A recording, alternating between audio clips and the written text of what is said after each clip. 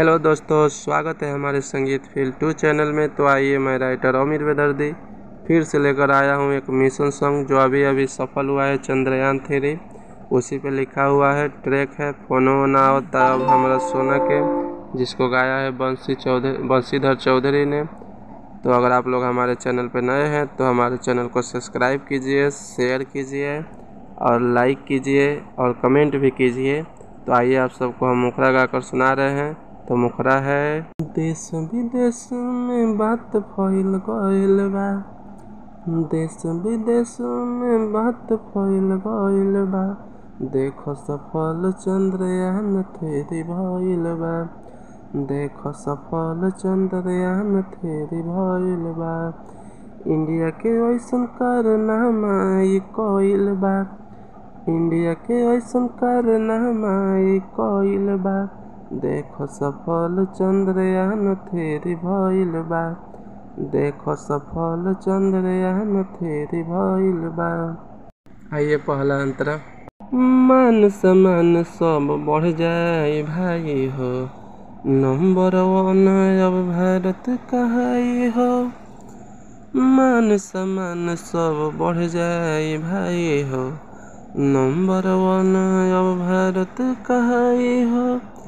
चंदा मामा के गोद में ई गइल बा, चंदा मामा के गोद में ई गइल बा, देखो सफल चंद्रयान 3 भइल बा, देखो सफल चंद्रयान 3 भइल बा।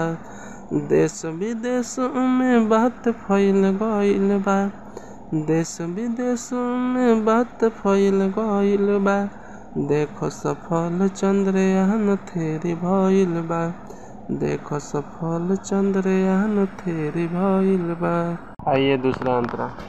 खुशियाँ मनावता पूरा संसार हो, ऐसन वैज्ञानिक अपना देशवा में बारे हो। खुशियाँ मनावता पूरा संसार हो, ऐसन वैज्ञानिक अपना देशवा में बारे हो।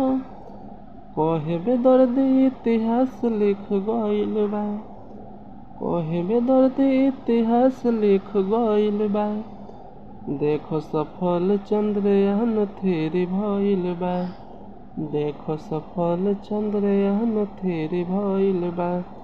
देश विदेश में बात फैल गइल बा, देश विदेश में बात फैल गइल बा, देखो सफल चंद्रयान 3 भइल बा, देखो सफल चंद्रयान 3 भइल बा। हेलो दोस्तों, तो सॉन्ग कैसा लगा? अच्छा लगा है तो सब्सक्राइब कीजिए, शेयर कीजिए और लाइक कीजिए और कमेंट भी कीजिए। तो अगर किसी सिंगर को पर्सनली सॉन्ग लिखवाना है तो हमारे मोबाइल नंबर पर संपर्क करें। मोबाइल नंबर आपको लिंक में मिलेगा। तो आइए, फिर मिलते हैं नेक्स्ट वीडियो में। तब तक के लिए बाय।